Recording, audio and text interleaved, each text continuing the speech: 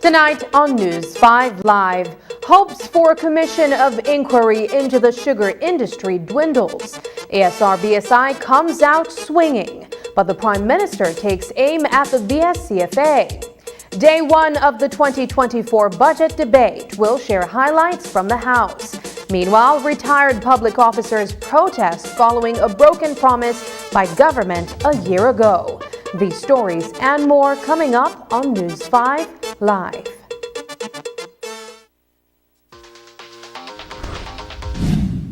I'm connected. Yo. I'm connected. We're connected. Create the perfect broadband bundle that fits your style with Smart Connect. With the Junior Bundle, get 50% off your national calls and up to 6 gigabytes of data at no extra cost. Get postpaid added for an additional cost of only $25 with the Prime Bundle.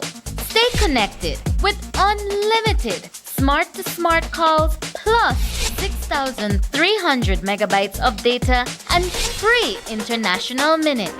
For the family, pay $28.13 more and get the Binge Watchers bundle with Netflix. This bundle gives you 4 profiles with unlimited streaming on multiple devices. Visit a showroom near you to sign up and personalize your own bundle combination with Smart Connect. Smart, bringing people together. Upcoming enhancements to My Social Security. The new healthcare provider feature seamlessly connects healthcare providers, insured persons, and employers to facilitate the payment of sickness benefits. Here are the enhancements. Registered healthcare providers will create and submit online medical certificates using their healthcare provider accounts. Insured persons will receive a link to view the medical certificate to complete and submit their sickness benefit claim. And employers will receive an email notification of their employee's sickness claim. Also, the insured person and their employer will receive a copy of the claim decision letter after review. Healthcare providers, insured persons, and employers are encouraged to create a portal account to access and benefit from these new services on My Social Security at ssbportal.org.bz. My Social Security online portal. New healthcare provider feature coming this March. Social Security at your fingertips.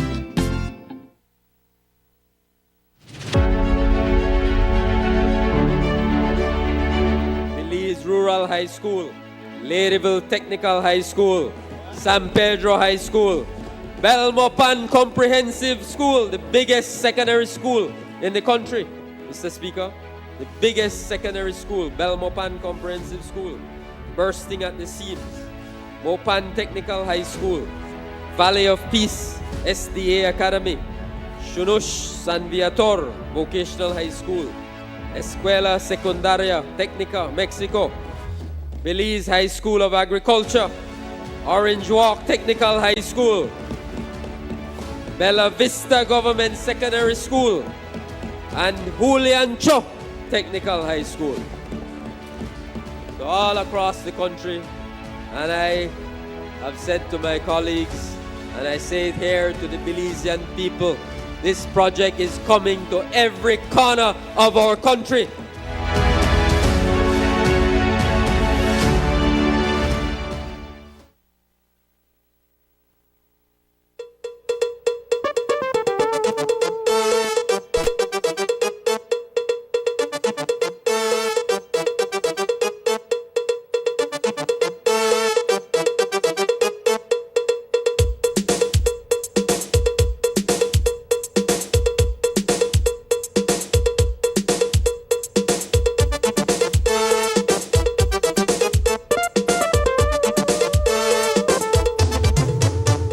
newscast is brought to you by the Belize Bank Limited.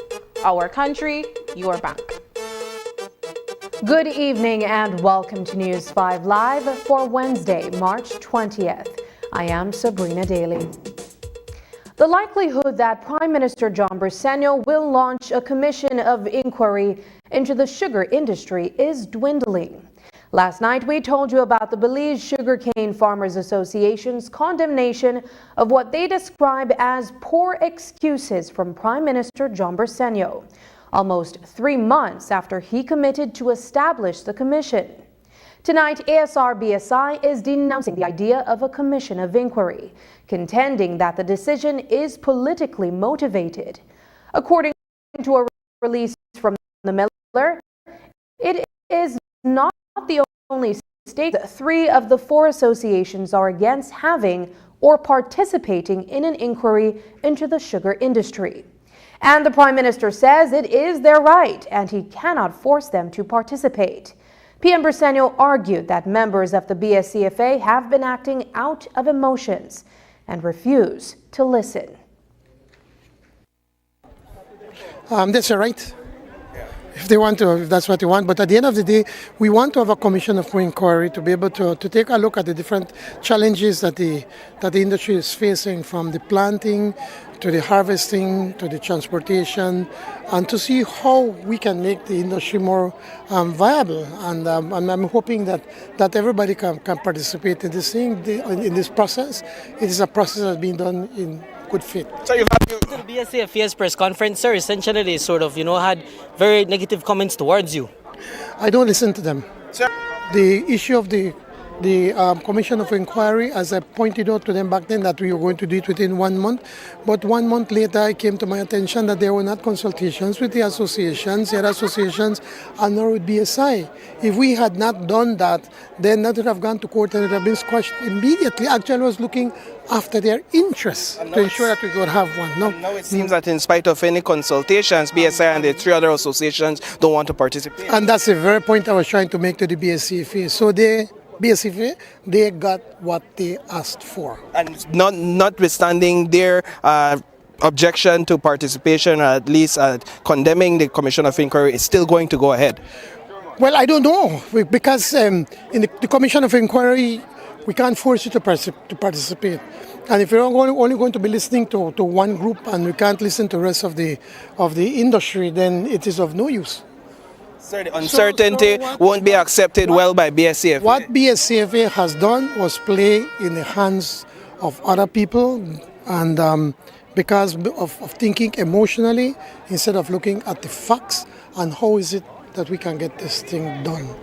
They have refused to listen, so this is the result. Thank you. And if you have been following the news, then you know that this has been a busy week for PM Briceño. On Monday, he met with stevedores to address their concerns at the Port of Belize.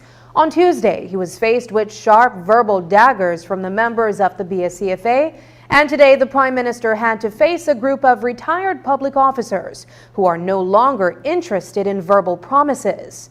All this on top of the 2024 budget debate that will run into Friday. So how does he manage all of this? That was what he was asked today, and of course he still had more to say to the BSCFA's membership.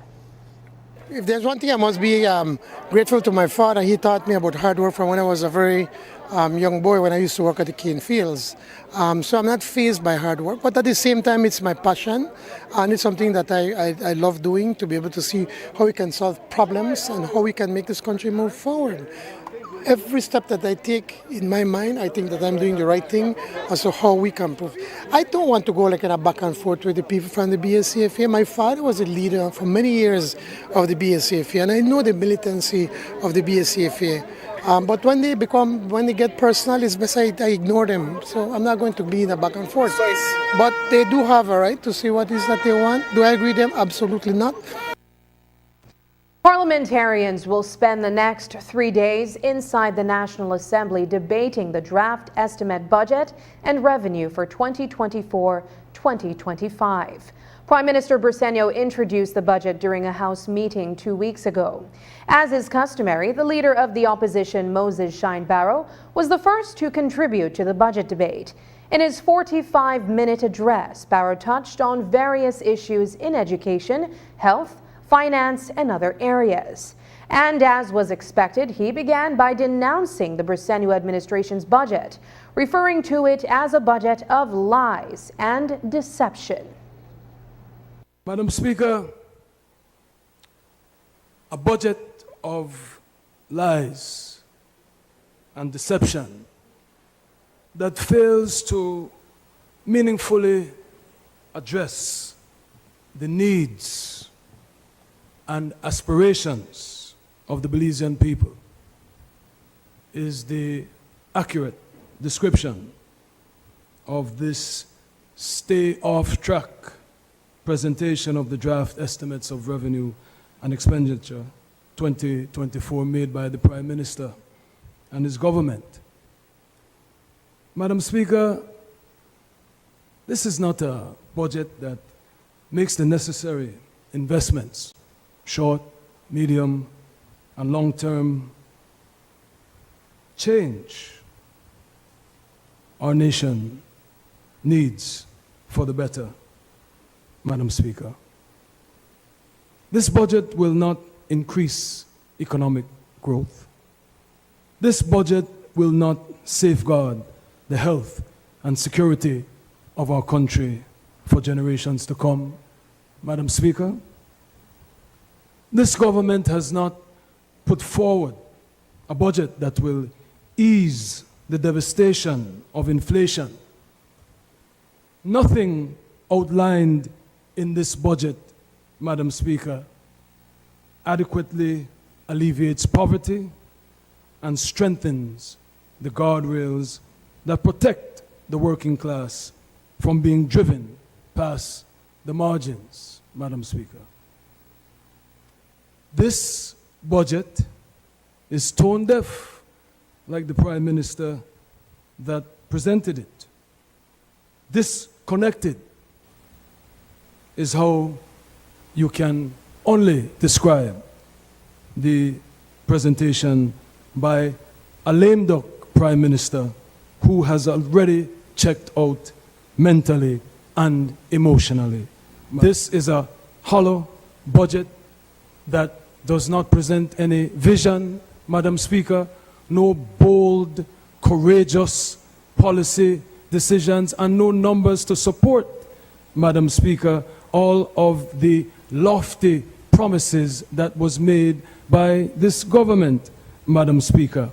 And I will say this, Madam Speaker, in 1993, the Right Honorable Said Musa won all the municipal bodies, and he called early elections, and Sir Manuel Esquivel trashed him. So I say to you, Prime Minister, call elections. You think that you are doing so well and your budgets and your policies are so well, call the elections. Barrow went on to counter the Briceño administration's claims of economic growth.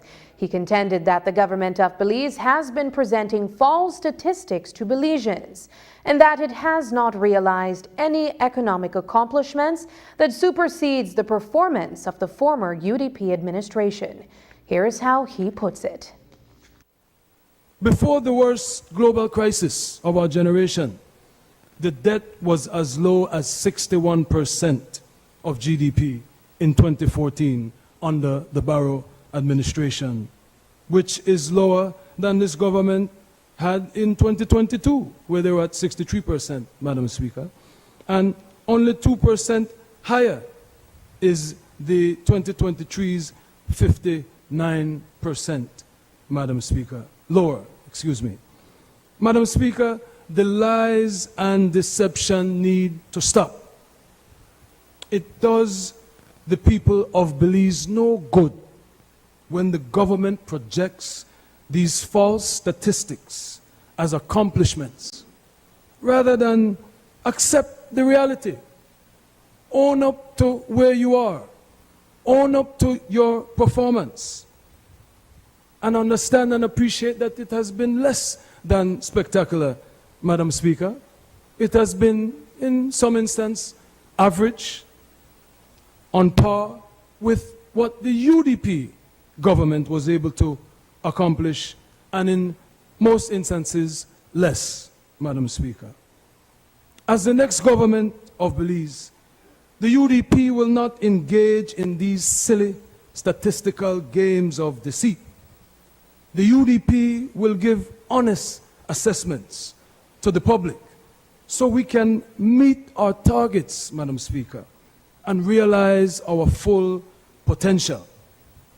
One thing the United Democratic Party governments have proven, Madam Speaker, is that we know how to manage debt and grow the economy. That is why the people of Belize elected us for 13 consecutive years, Madam Speaker. 3 consecutive terms.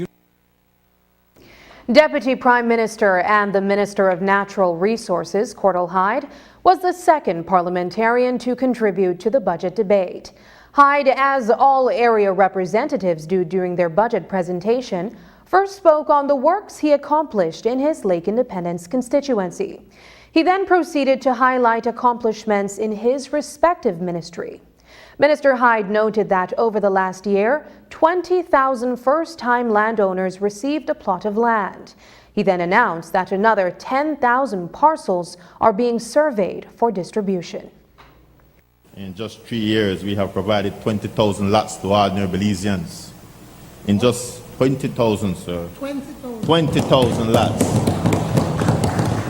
To first-time landowners. In just 40 months. That's 500 lots a month. And guess how much we are survey this year for issue? Another 10,000. So the flow, the flood, the deluge of house lots will not stop. And this is the achievement that makes us most proud at the ministry, because a lot transforms the beneficiary. It's not just about having a lot to build a house. With that lot, you can go to the bank and you can borrow money to start a business, to send your children to school. If you have a medical emergency, you can bank that house lot. When you have land, you will not be poor. There are billions on this planet who work their entire life and die owning nothing, nothing for themselves or their families.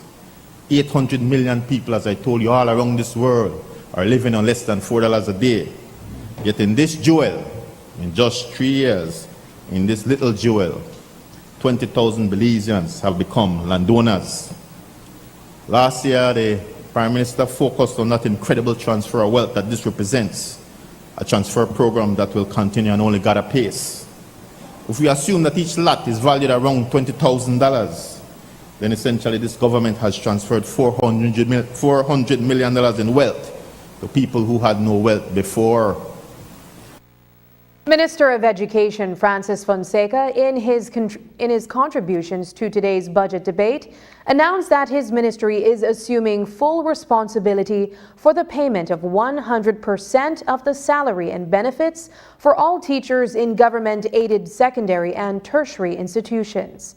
He noted that this commitment has increased the ministry's wage expenditure to $210 million. Minister Fonseca also took a jab at the members of the Belize National Teachers Union who participated in a press conference in Belmopan a day before the municipal elections. Here's more. The government of Belize and the Ministry of Education commit, as has been announced, to assuming full responsibility for the payment of 100% salary and service benefits for all government-aided secondary and tertiary teachers and support staff, effective 2024. That is in this year's budget, Mr. Speaker.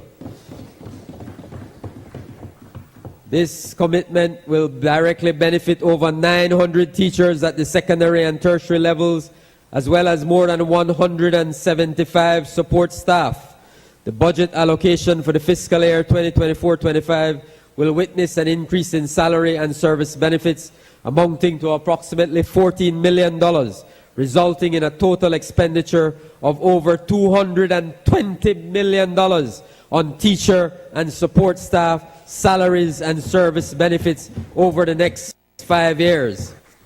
With this initiative, Mr. Speaker, the ministry aims to incentivize quality teaching practices, implement results-based education, and ensure proper accountability among all secondary and tertiary institutions and their staff. You know, Deputy Prime Minister talked about this, Mr. Speaker. This is big. This is big. This is something that our teachers, the Belize National Teachers Union, our teacher, and even our managing authorities, because it will help them as well, have been advocating for, fighting for, pushing for more 17 years. Imagine that. And it is this government, under the leadership of Prime Minister Briceño, who made the decision, the bold, courageous, not an easy decision, you know, these are big money we talk about. But we did it in a responsible way, in a pragmatic way, in an efficient way. And we said from the very beginning, this is not something we could do in year 1 or year 2. We had to wait until the economy recovered.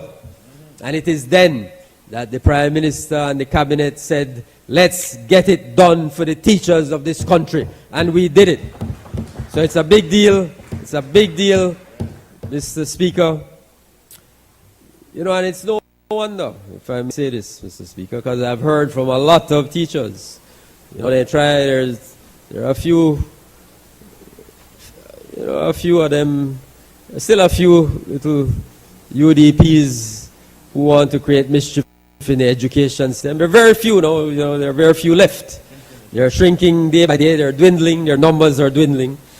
There are few, and so they tried to create some mischief before the municipal elections. The few left.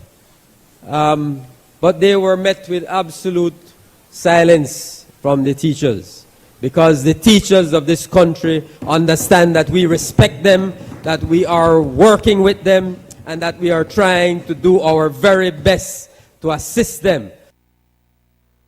Coming up, retired public officers protest during budget debate again.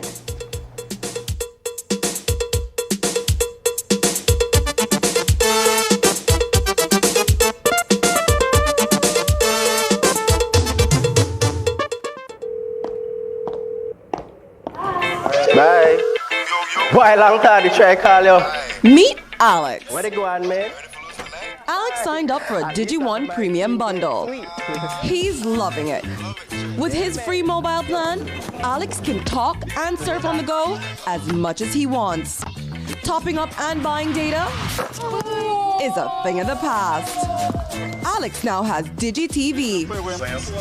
He enjoys all his games and his favorite shows, no matter if he's on the go or at home.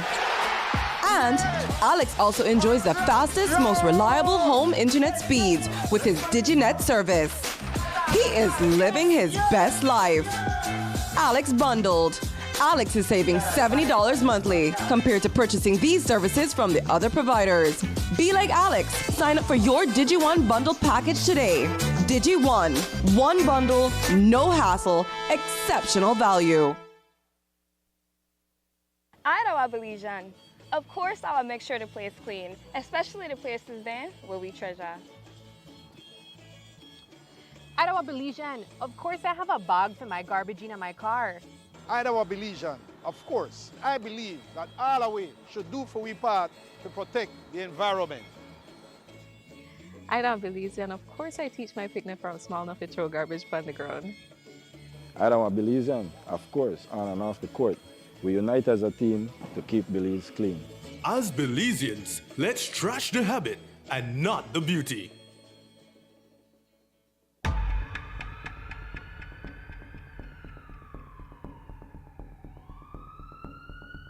When you have an emergency, you need a comprehensive healthcare facility that puts your mind at ease every step of the way. BMA's Emergency Services offers patients fast access to vital healthcare services. Our quick emergency response protocols, particularly for strokes and heart attacks, ensure diagnostics begin rapidly, in many cases even before the patients reach the hospital, so doctors can begin treatment faster, which means less waiting and less worrying. Our team of specialists, along with our 24/7 lab, pharmacy, and radiology departments, are committed to getting you back to the things you love most. A state-of-the-art facility with state-of-the-art care. Belize Medical Associates. We do care.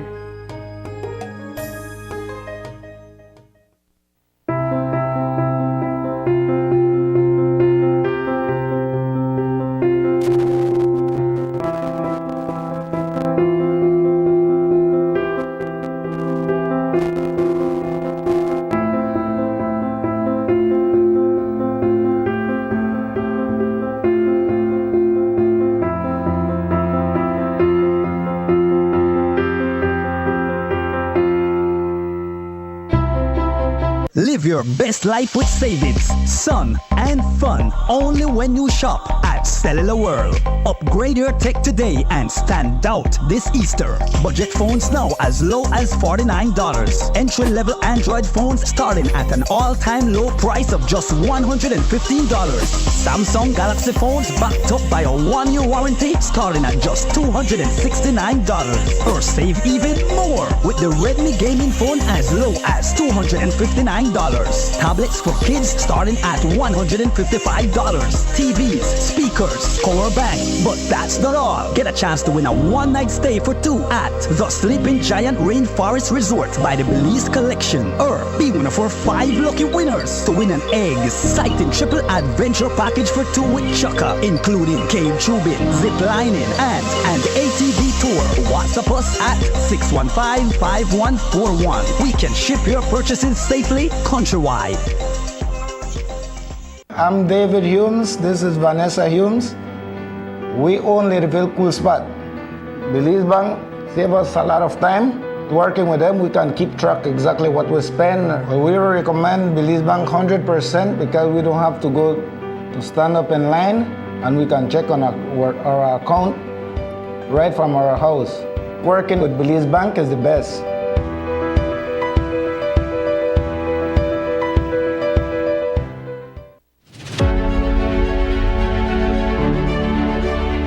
Ministry, along with our donor partners, especially the Republic of China, Taiwan, expanded the National Healthy Start Feeding Program to cater for a healthy meal for 4,000 primary school students from 35 schools and 2,967 secondary school students from 9 schools in the EOP program. These figures equal an investment of around $20,000 per day in meals. The number of beneficiaries keep increasing throughout the year, and it is expected by the end of the academic year in June 2023-2024. Here it is, Mr. Speaker, the National Healthy Start Feeding Program should cover at least 50 primary schools by the end of June 2024.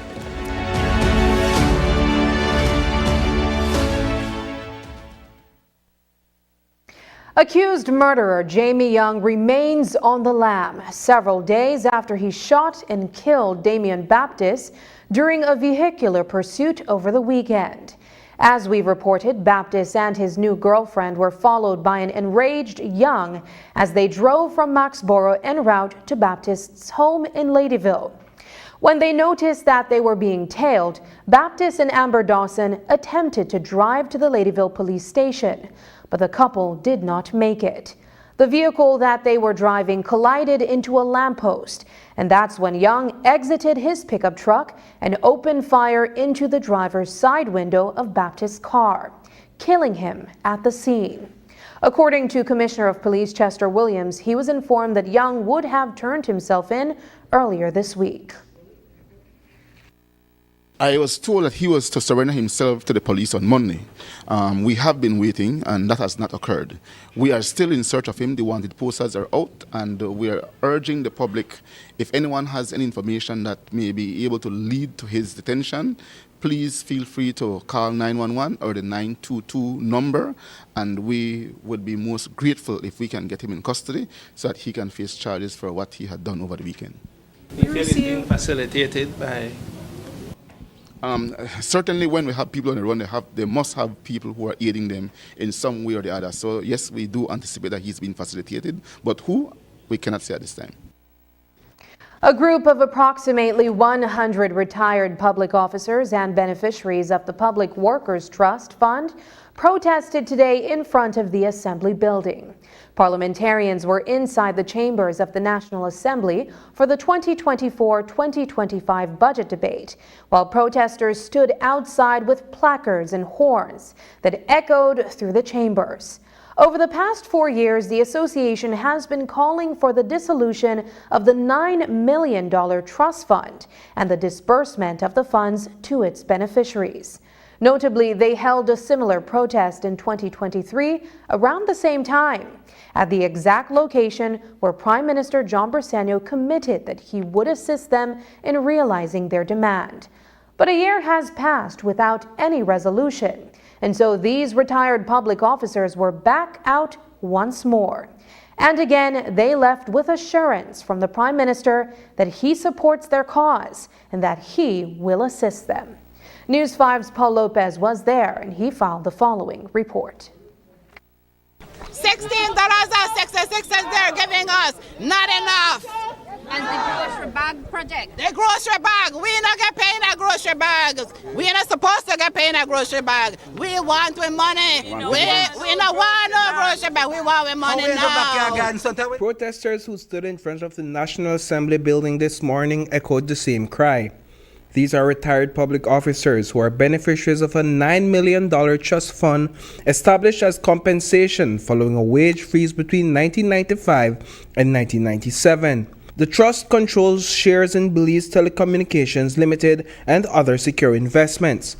In 2023, Prime Minister Briceño committed to assisting these beneficiaries in dissolving the trust and disbursing the funds at their demand.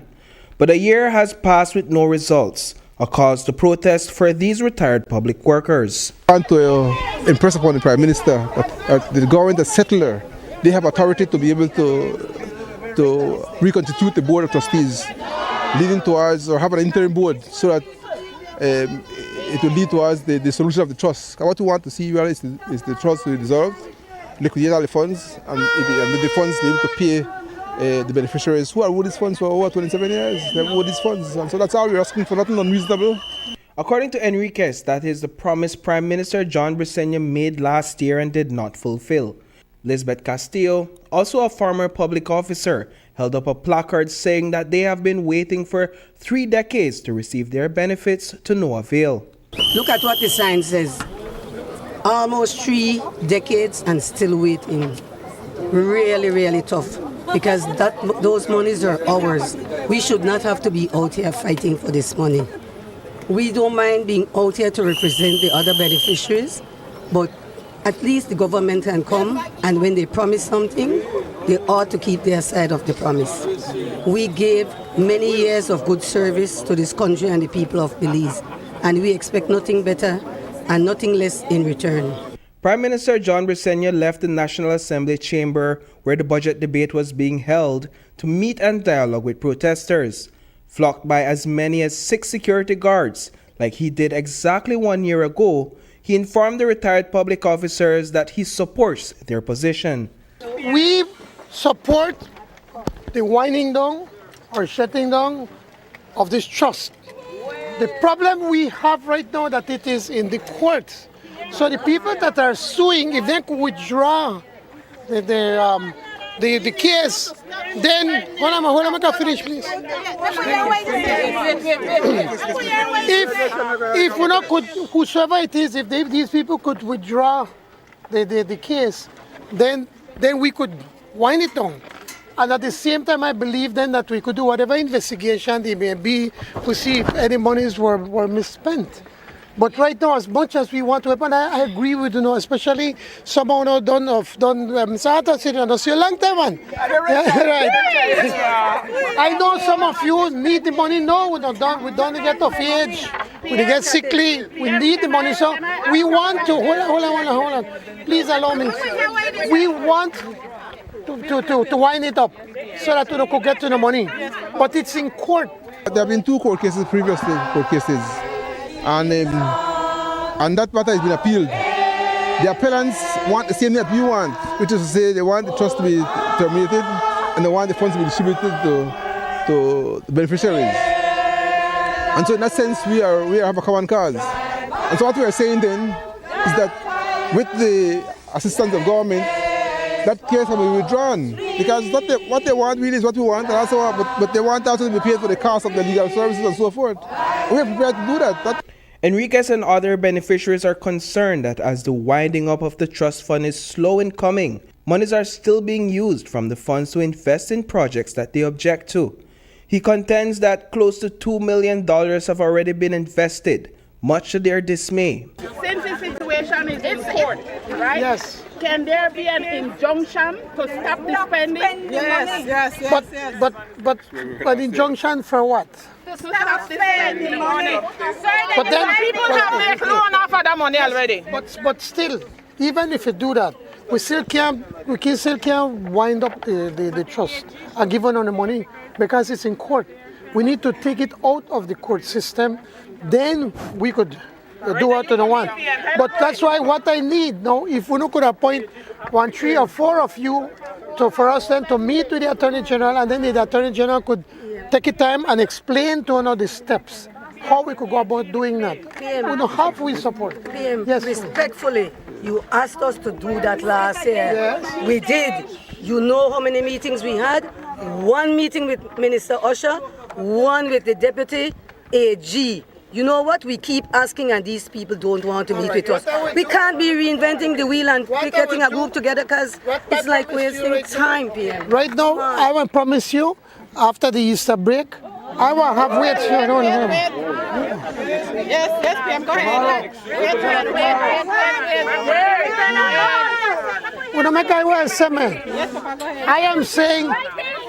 I am saying I will be in that meeting. I will call the Attorney General, I will call Minister Usher, and then bring 3 or 4 and make we work it out what are the steps that need to be taken to get done what we want.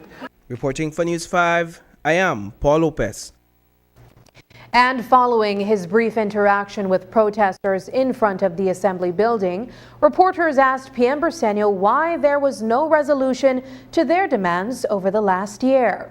And as he told them, unless the matter is withdrawn from the courts, his hands remain tied.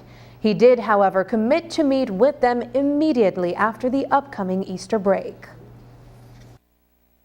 It is their money, and we believe that I think it is their money, and we believe that we also have a responsibility to respond to their concerns. So what we'll do, we'll have a meeting after the Easter holiday. Myself, along with the Attorney General and Minister Usher, with probably 3 or 4 of them, and we're going to go through the necessary steps to be able to wind up the trust. Last year, sir, what kind of commitment? I know, and we had them do that, but what I was explaining to them, it is in court.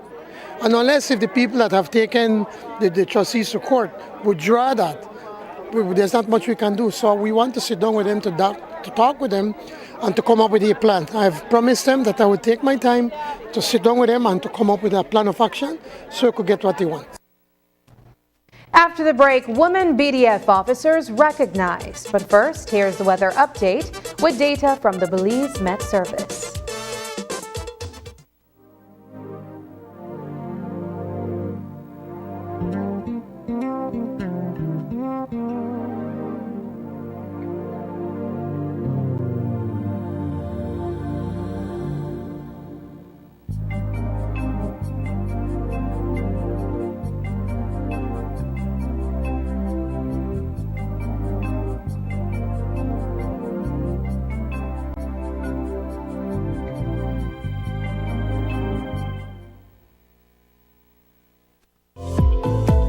unwrap the joy of crystal clear picture and sound from Aiwa, the brand that offers you affordability and exceptional quality. Aiwa has a wide range of exceptional products to choose from, such as TVs, speakers, headphones, home appliances, and much more at affordable prices that won't break the bank.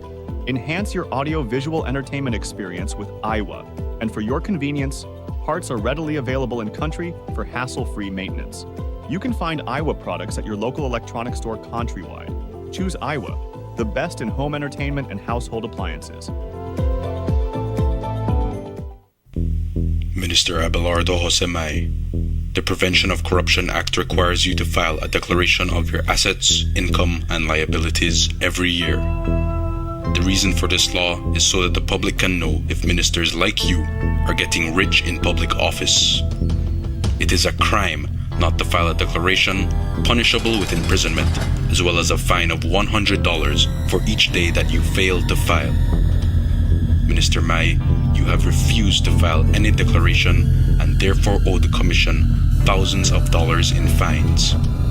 You think because you're a minister, you can get away with this, but you will not. A complaint will shortly be filed with the DPP to prosecute you for this crime.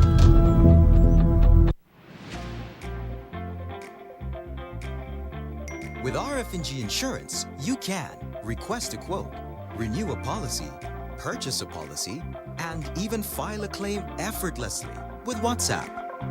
Here's how. WhatsApp the words "Get Started" to 670-8700. We will prompt you to select the service that you are interested in. Select the service and answer a few simple questions. An RF&G representative will process your request and follow up with you when your transaction is completed. It's that easy. Skip lines and WhatsApp us. Remember, it pays to get it right with RF&G Insurance, a Road Group company.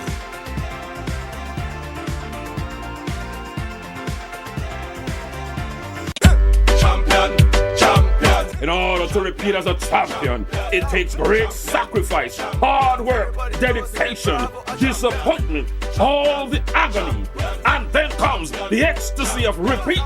The Venice Belize Hurricanes will be back this Friday night.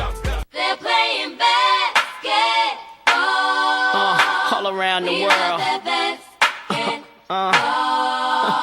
This Friday, March 22, your three-time and defending champion, Venice Belize Hurricanes, led by the big man himself, straight out of LA, and a true son of the soil, Charles Chuck Garcia, anchoring the middle for the Canes, alongside Glency Cooper Lopez, Victor Vito Evans, Jamel Harris, Tyree Orozco, Burama Sidibe, and the three-point boss, Amar Ross, going up against our arch rivals, the Dangaga Dream Ballers. Canes is coming home, looking to get some home cooking, and the Dream Ballers are in the pot. When I come home, everything should be alright.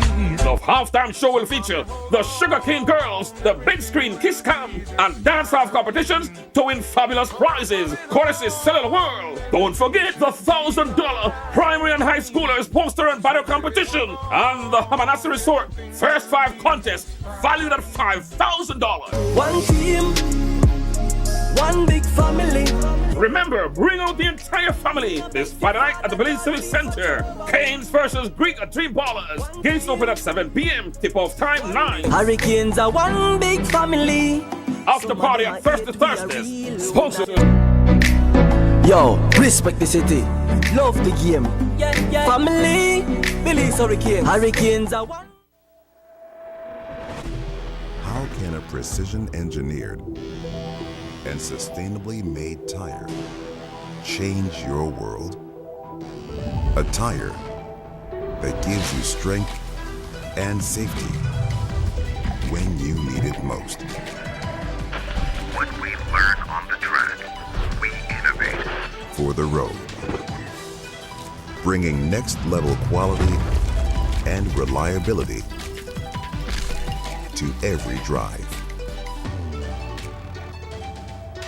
At GT, we believe our tires can deeply improve the driving experience for each and every one of us, whatever our goals.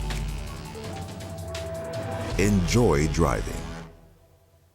GT Tire.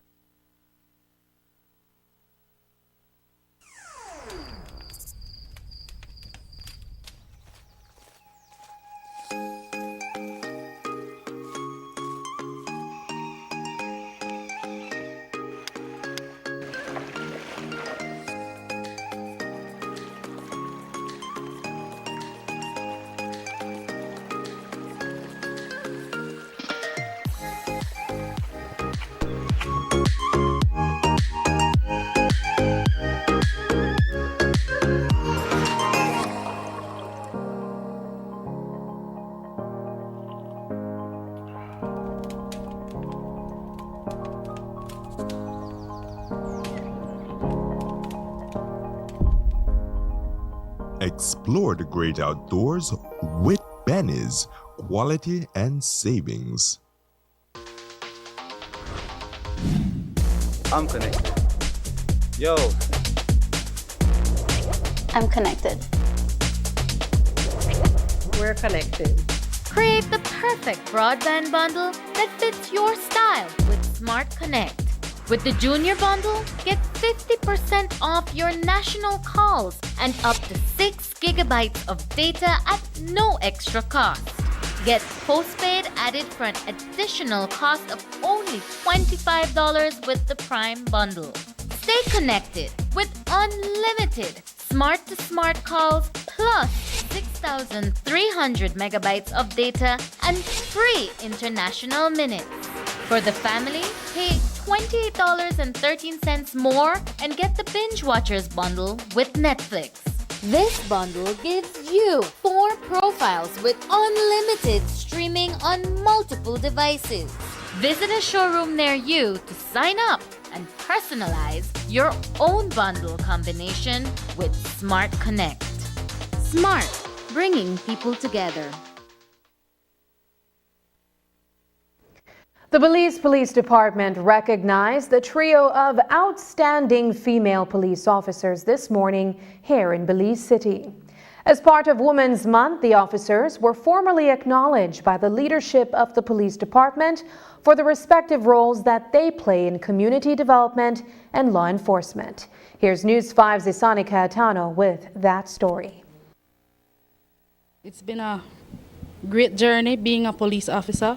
I've always wanted to work in my community and serve the people of Belize, so I find that being a police officer is rewarding and it is allowing me to accomplish the goal that I have set for myself. It is important to emphasize the significance of gender equality and the recognition of women's roles and achievements within law enforcement. At the Belize Police Department, 3 female officers were formally acknowledged earlier today by the brass, including Commissioner of Police Chester Williams. We have come a very long way in terms of making sure that we do recognize the hard work and importance that women play in law enforcement. If we look at the rank structure of the department, we have 2 women in the higher echelon at the assistant commissioner level, and more so one of them is currently acting in the capacity of a DCP, and then below them we do have a number of other women police officers who are up there in ranks and are right behind following. A police department that includes both men and women benefits from diverse perspectives, skills, and problem-solving approaches. Women bring unique insights and experiences that enhance the overall operational effectiveness of law enforcement. This hasn't always been the case at BPD, where women can be their own worst enemies. Well, you know, in every environment, working with female police officers are also sometimes challenging, but I find that we get together well and I communicate with everyone, and I believe that everyone communicates with me. Corporal Carmela Cacho is an award recipient who is being recognized by her colleagues during this year's celebration of Women's Month. Women leaders in law enforcement have shattered glass ceilings, proving that gender should not limit career advancement. Their accomplishments inspire others and demonstrate that leadership roles are attainable for all. From time immemorial, we have seen that women have been stifled. That is the truth. And when I became Commissioner of Police, I said that, we have to be fair to the women, because sometimes we look at the women as only persons who can do secretarial work. The boss want a cup of coffee, give me a coffee. The place need to be swept, sweep the place. That's not the role of a woman in law enforcement. When a woman decides to join police, she decided to be a law enforcement officer, not a domestic worker. Despite the Commissioner's best effort, sexism and gender bias remain a prevailing culture within the police department, where promotions and assignments are concerned. For Corporal Cacho, it's simply a matter of remaining positive and focused on career development. I just always try to remain positive in everything that I do. I pray every day and give God thanks for always be my guiding light in everything that I do. When women are involved in policing, incidents of violence and aggression tend to decrease. This directly impacts public safety, as well as the well-being of both officers and citizens, as studies indicate that women officers are less likely to use excessive force or be accused of it. For the first time, we had a woman as a head of special branch. That was Miss Bowden. And as much as there was so many rumble when she took over, she had no special branch experience, she's this, she's that, all sort of things. Miss Bowden went to special branch and she performed exceptional as head special branch. She now moved on to command administration, and again she have picked up the ball and she's rolling with the ball, doing exceedingly well. Gender equality is not just a matter of fairness. It directly impacts the effectiveness of the police department, community relations, and overall safety. Reporting for News 5, I am Isani Cayetano. Today, the Belize Defense Force held a women's symposium in conjunction with International Women's Month. The ceremony included a guard of honor for Governor General Froila Salam. Today, the accomplishments of the top female achievers in the BDF were highlighted, and the campaign for gender equality in the military was underscored. For Brigadier General Azariel Loria, the contributions, successes, accomplishments, and leadership roles of the few women in the military should be a topic of discussion and trust going forward for the BDF. News 5's Marian Ali was present for the ceremony and filed the following report.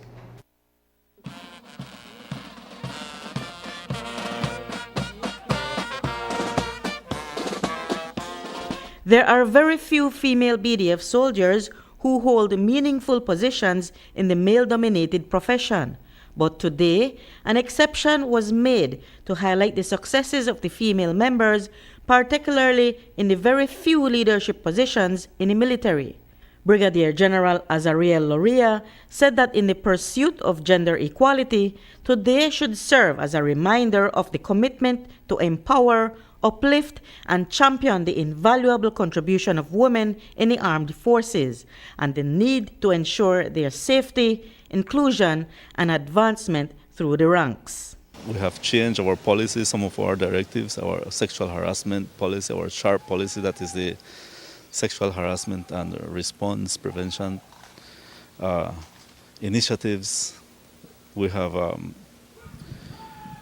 regulated our operational deployment when it comes to women, how they should be treated. What about their promotion and ensuring that they get equal opportunities to go abroad and study and get meaningful positions within the BDF leadership position?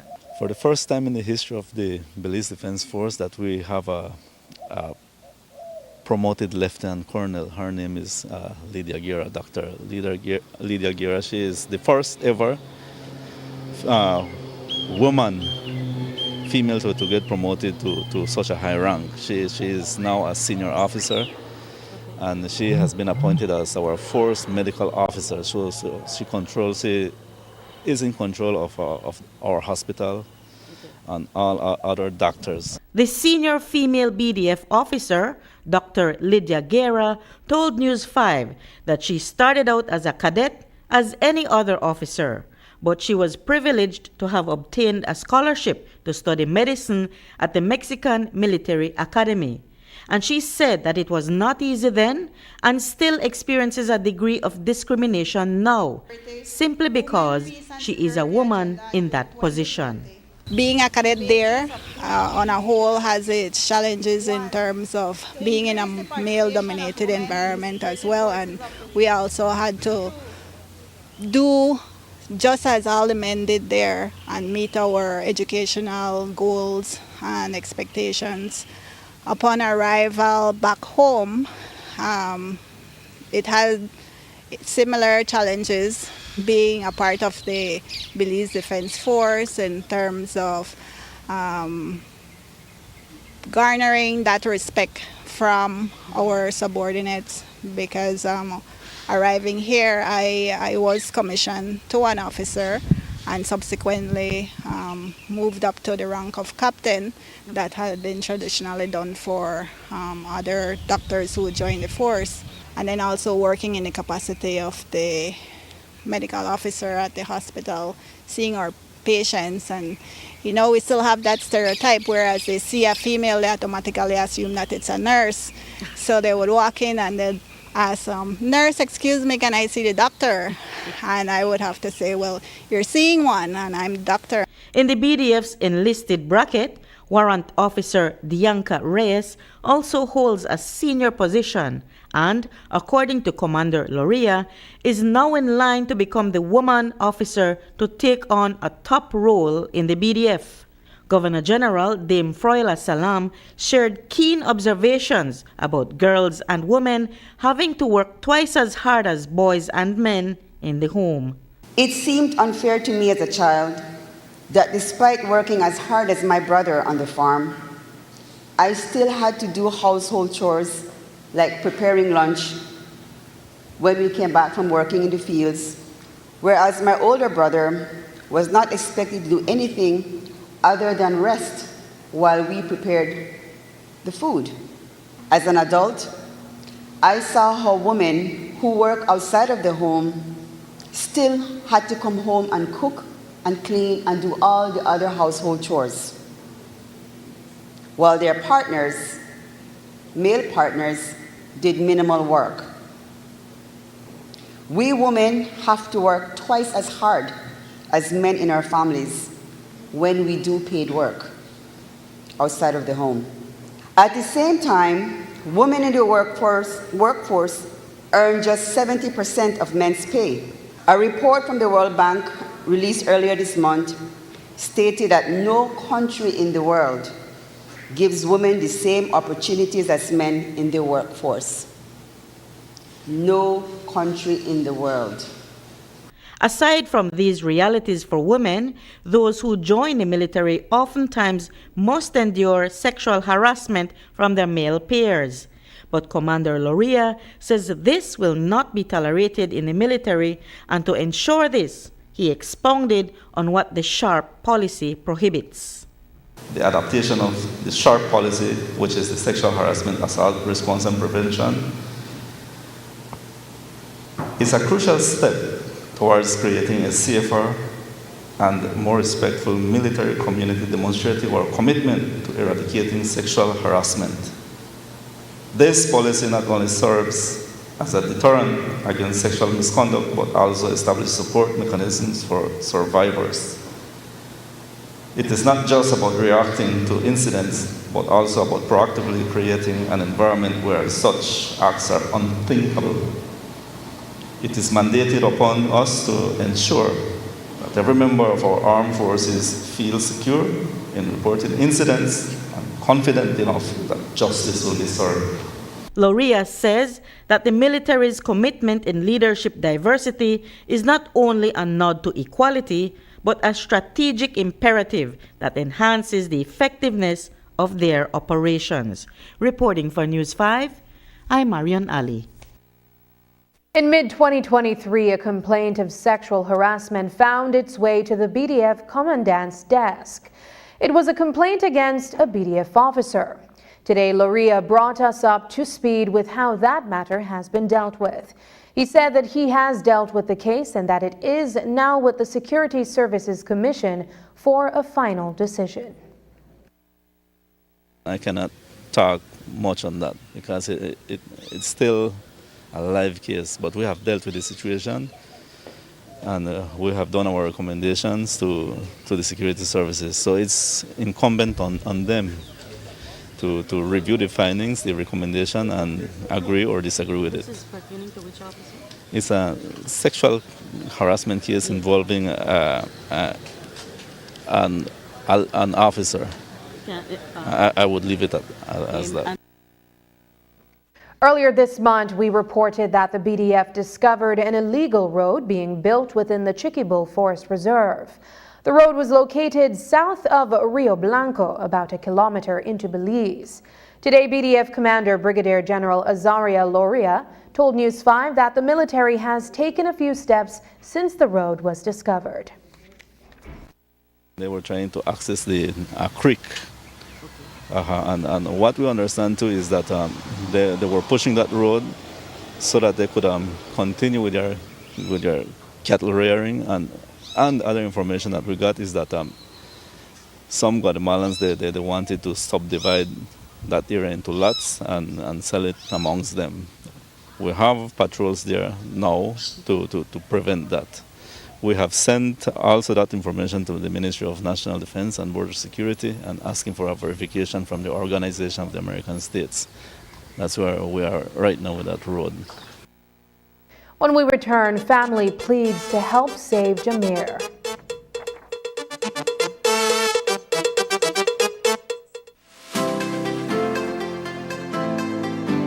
Discover a shopping experience like no other at the V Department Store. They carry a vast array of products at unbeatable prices. Elevate your shopping journey with affordability, diversity, and accessibility at the V. Conveniently located at 1745 Coney Drive in Belize City. Back in January, when Briceño and the PUP government, under pressure from cane farmers, hurriedly struck an agreement to prevent major public discontent going into the municipal elections, opposition leader Honorable Shine Barrow described it as nothing but a quick fix to a long-term crisis. Merely putting not even a band-aid, I would say a transparent tape that we can all see through on a gaping wound.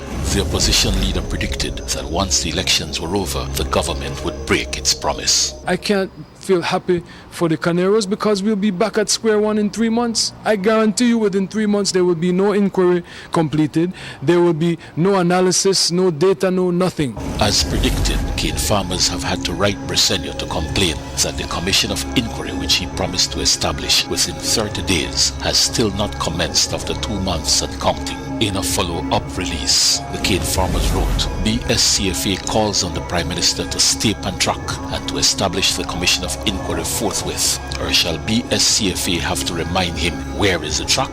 I will not waste my time in answering the BSCFA. Now that the municipal elections are over, Briceño does not care what cane farmers or Belizeans in general think. I don't care what anybody says.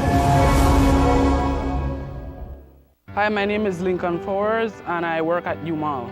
100% I will recommend Belize Bank mobile banking to everyone because it saves time, money and gas price because gas price is high right now. Belize Bank mobile banking just make life easier.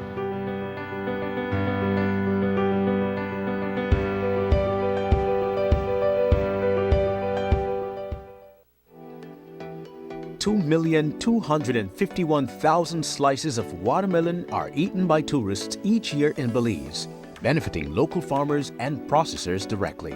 Tourism means business.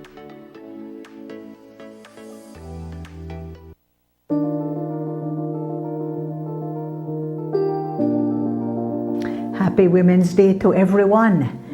Annually, March 8th, International Women's Day, is observed globally in recognition of the achievements of women across social, economic, cultural, and political arenas. We use this time to reflect on our progress made, to call for change, and to celebrate acts of courage and determination by ordinary women who have played an extraordinary role in the history of our communities and our beloved country, Belize. International Women's Day has been observed since the early 1900s, and in Belize we utilize this entire month of March to not only celebrate, but educate, inform, dialogue with women from all areas of Belizean society.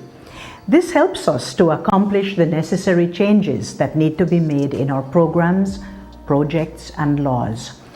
The theme for this year's Women's Month is Inspire Inclusion, Count Her In. This means that when we inspire others to understand and value women's inclusion, we forge a better world. And when women ourselves are inspired to be included, there is a sense of belonging, relevance, and empowerment. Women must always be counted in. Over the past year, government has made significant changes to improve the women's agenda. There have been changes in legislation, such as the Families and Children's Act, as well as the strengthening of the proposed anti-sexual harassment legislation.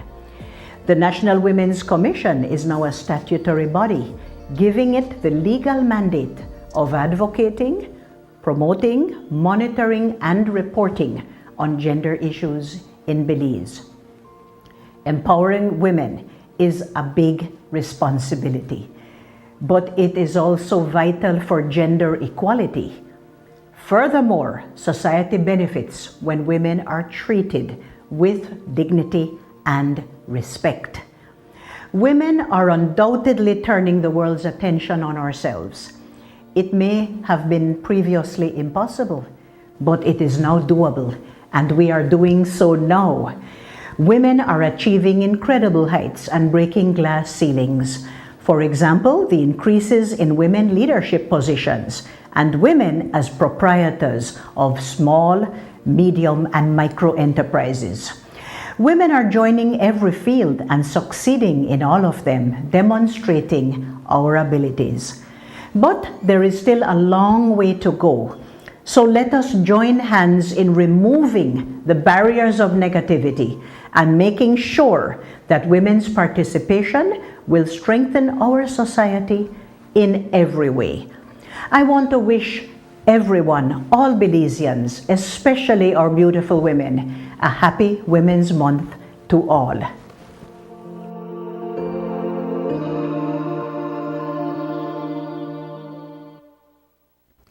The Carl Huchner Memorial Hospital recently received a new CT scan machine after 10 years without that critical service being offered at the facility. Now that it has the machine, KHMH is providing that service at a much lower cost than at the various private medical institutions. But it's not without criticism.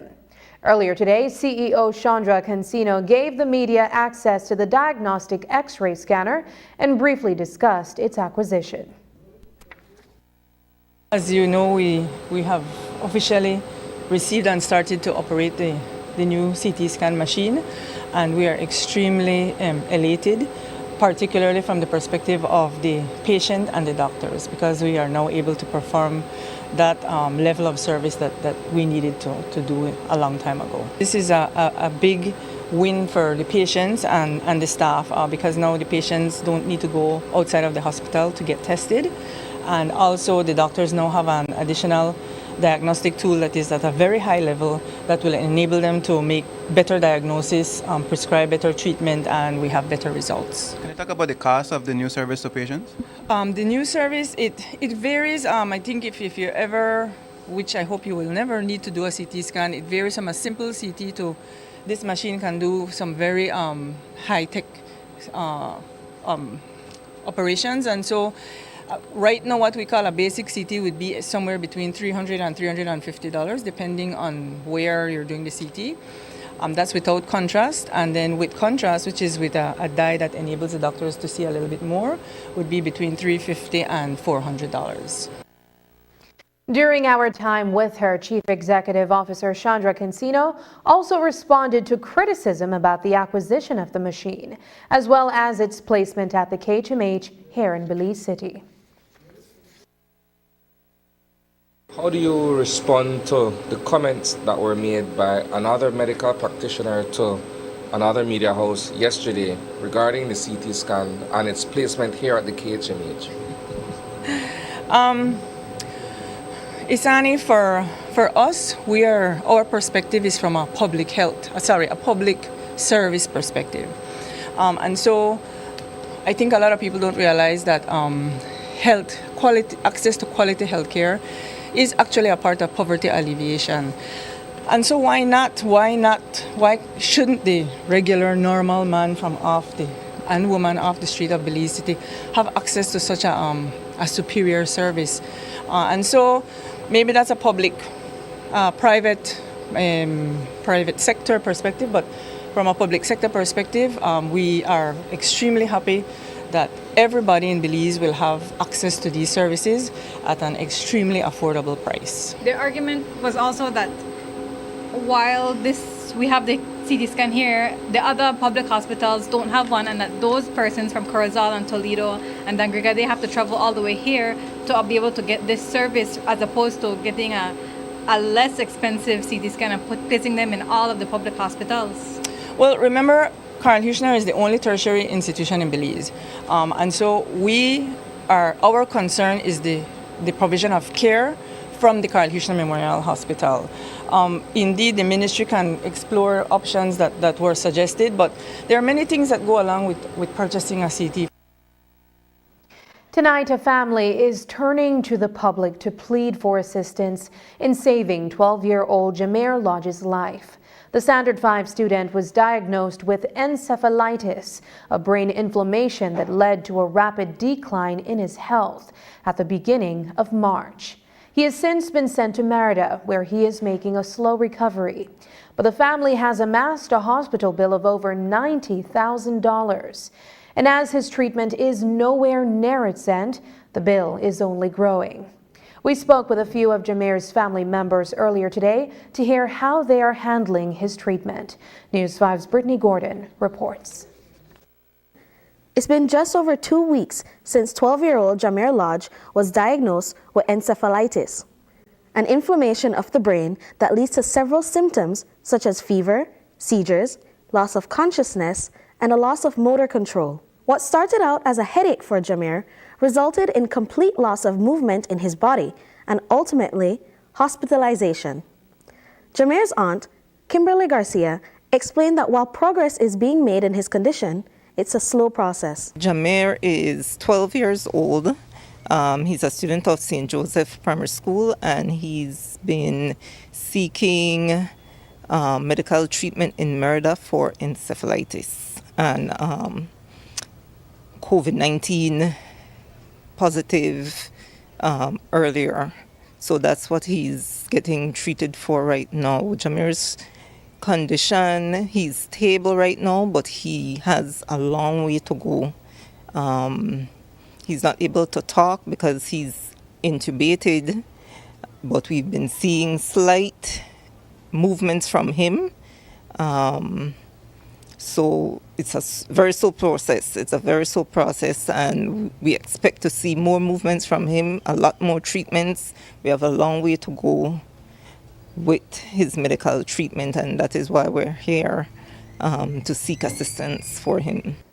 Garcia said that everything happened so suddenly. The family was not prepared for such a large hospital bill, a debt that has only been growing. This happened all of a sudden, and everything has been moving so fast. In regards to the funds, we're pulling together as a family. Our friends here and abroad have been helping us significantly, but like I said, it's very expensive. The treatment here was costly, but the one in Merida is what just the medication alone was over $40,000. Jameer's other aunt, Rosalie Lodge, explained that Jameer's medication, which is vital for his recovery, is a primary contributor to the significance of the bill because the dosages are administered according to the patient's weight. According to them, Jameer needs about 28 bottles, which cost around $2,000 each. They're mounting very rapidly. The medication alone for the inflammation on his brain, it's costing us almost $47,000. And that's just for one medication. The doctor, he stands by that medication, and we're seeing the improvements because he left Belize unresponsive, and he was unresponsive for over a week. And it was just last week, Wednesday, after he started getting the medication Sunday evening, Wednesday we started to see a little movement from him. He started twitching his eyes and stuff like that, you know. But like we said, the medication is very costly. Our bill were over 90,000 as of today, because the hospital bill as well is over 40,000, and then medication is over 40,000. According to his family, Jameer is a bright child and has hopes to go to St. John's College when he graduates, and has a passion for cooking, music, and mechanical work. Jameer deserves a fighting chance. He's a sweet, humble, caring, helpful young man. You know, he has a lot to accomplish in this world. So we are fighting for him. You know, he in the evenings after school, he would go along with my brother. My brother, he does auto mechanic, so he likes the trade as well. His dad is an auto mechanic as well. So in the evening he goes after school, he helps my brother. He could change spark plug on his own. He could assist with brake suspension, brake pads, all sorts of things. You know, he's 12 years old, but he's wise beyond his age. You know, he walks around with his own little cookbook. And he knows how to make flour tortilla, Johnny cake, waffles. Sometimes he gets up in the morning, he surprises his parents with breakfast. You know, he's very, very ambitious and business-minded at a young age, you know. So we know that our nephew, he could do wonders in this world. They said that they have reached out to as many avenues as they could for support, including businesses such as Santiago Castile Limited and Grace Kennedy, which will both be donating a basket to raffle. And while they have received tremendous assistance, they are imploring the public to further aid them in their cause. Garcia said that this process has been hard on Jameer's parents, Layla Garcia and Joel Lodge, but the family and community have been a great support to them and their son. We're trying our very best, and we're just appealing to the public to help in whatever way. He's the only child for his parents. They do everything together. They sit at night, they eat together, you know. Phones are barred from the table so they could have their quality time together with each other. You know, they go to church. So we could just imagine how they feel and what they're going through as well, you know. Our family, the Lodge Garcia family, we're very close. We're a very close family, and that is what is getting us through this, the strong family support. You know, we come together, both families, and we're doing whatever it is we could do, you know, whatever possible, because our nephew deserves a fighting chance. And so we're just asking the public, you know, if they could give whatever, small, it doesn't matter, every cent counts at this point in time, you know. So, and like I said, people have been helping, and we thank them from the bottom of our hearts.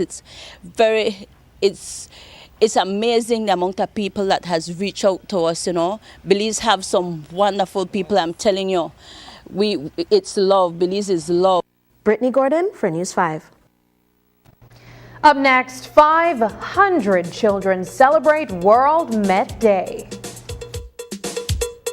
Design Depot, your all-in-one destination for transforming your living spaces. Explore the world of GE with our selection of cutting-edge appliances for functional, convenient, and modern living. Find solutions for every paint project, from home to industrial, with our extensive selection of Sherwin-Williams paints and coatings. Safeguard your home with the durability of our weather-resistant windows and doors. Elevate your kitchen and bath with the timeless elegance of Kohler sinks and faucets. Transform your space with our constantly refreshed tile inventory, always embracing the latest tile trends. Design Depot, your source for innovation, inspiration, and impeccable design. Design Depot, all in one place. Kite flying is fun, but it can also be dangerous. Fly kites safely by following these tips. Never use wire, metallic thread, or wire-reinforced strings. You could be electrocuted. Remember, even a safely built kite can cause a power outage if it gets caught in a power line. Always use paper, plastic, or wood to build kites. Never fly kites near power lines, in the path of traffic, aircrafts, or near highways. Always fly kites with a responsible adult in open areas, in dry weather, and with clear visibility. Never attempt to remove your kite from a power line. Always call BEL at 0800-235-2273 if your kite gets caught in a power line. Belize Electricity Limited. We care about your safety. In April 2016, this man, Minister Abelardo Mai, recklessly killed this lady, Julia Arana, as she was saying goodbye to her son and her husband. Instead of doing the decent thing and compensating the family, Abelardo Mai smeared the dead lady's name, saying she was under the influence of alcohol and ran into his truck. But the court did not find Minister Mai to be a credible witness. It rejected his story and ordered him to pay over $200,000 to the family of Mrs. Arana. Minister Mai is cold, callous, and dishonorable.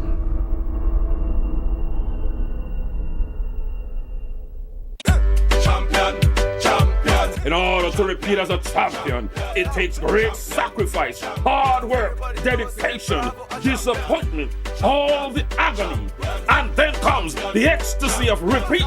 The Venice Belize Hurricanes will be back this Friday night. They're playing basketball All around the world. This Friday, March 22, your three-time and defending champion, Venice Belize Hurricanes, led by the big man himself, straight out of LA, and a true son of the soil, Charles Chuck Garcia, anchoring the middle for the Canes, alongside Glency Cooper Lopez, Victor Vito Evans, Jamel Harris, Tyree Orozco, Burama Sidibe, and the three-point boss, Amar Ross, going up against our arch rivals, the Dangaga Dream Ballers. Canes is coming home, looking to get some home cooking, and the Dream Ballers are in the pot. When I come home, everything should be alright. The halftime show will feature the Sugar Cane Girls, the big screen Kiss Cam, and dance-off competitions to win fabulous prizes, courtesy Cellular World. Don't forget the $1,000 primary and high schoolers poster and battle competition, and the Hamanasi Resort first 5 contest valued at $5,000. One team, one big family. Remember, bring out the entire family this Friday night at the Belize Civic Center. Canes versus Greek Dream Ballers. Gates open at 7 p.m. Tip-off time 9. Hurricanes are one big family. After party on Thursdays. Sponsored. Yo, respect the city. Love the game. Family, Belize Hurricanes. Hurricanes are one. I can't leave this plan. Smart Belize. Hey there, smart thinkers. We're turbocharging your mobile experience with Smart's powered up postpaid plans. Imagine a world where your data speeds flows faster than ever. Well, guess what? We've cranked up the dial and unleashed the postpaid power of Smart's lightning fast LTE data on all our postpaid plans. That's right, no speed bumps, more data. It's like having a limitless highway of data speed at your fingertips. Whether you're a Lone Ranger with an individual plan or a squad rolling with a group plan, everyone gets to surf, stream, and share at enhanced full high-quality speed. Switch to Smart's powered up postpaid plans today and ride the wave of postpaid power. Visit any Smart showroom or smart-bz.com for details and make your mobile experience smarter and faster. Smart, bringing people together. I know I can't let this plan. I can't let this plan.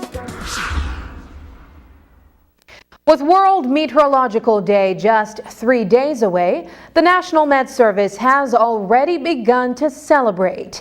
Today, hundreds of children from primary schools across the country visited their compound in Ladyville to take part in the various presentations held at the World Meteorological Day Fair.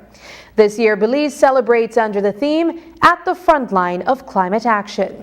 We stopped by to learn more about the event and its activities. Here's News 5's Brittany Gordon with that story.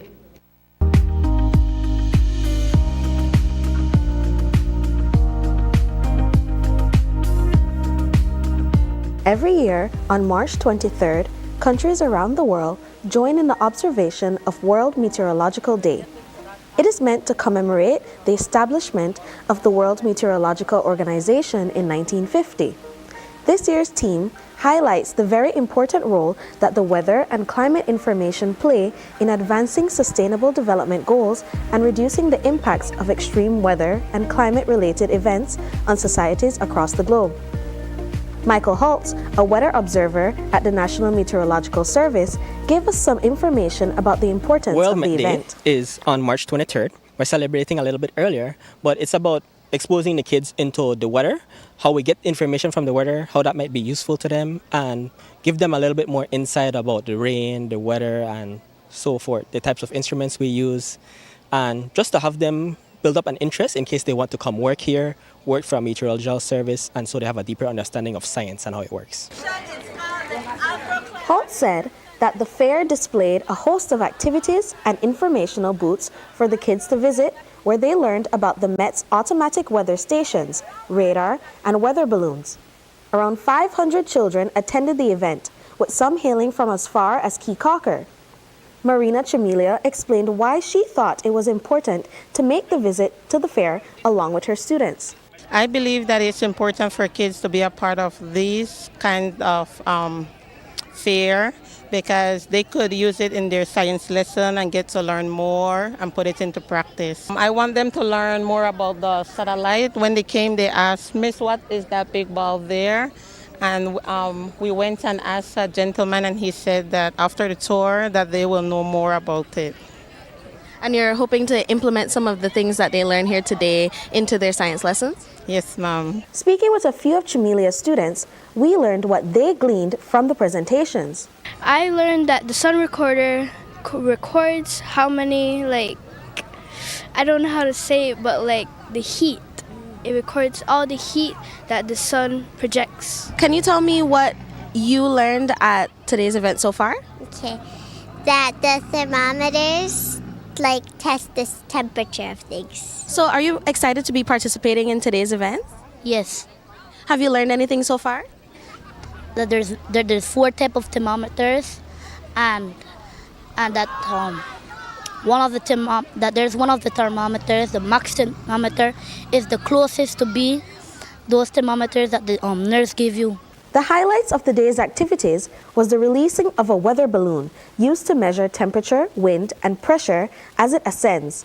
Michelle Augustine, Deputy Chief Meteorologist at the National Met Service, said that performing a simulation with the balloon for the children to observe was an important part of today's event, as the balloon is a vital tool in weather observations. This provides the meteorologist or forecaster with an idea of what is happening above the surface in terms of these weather parameters, and it helps us to basically better forecast the weather conditions over our area.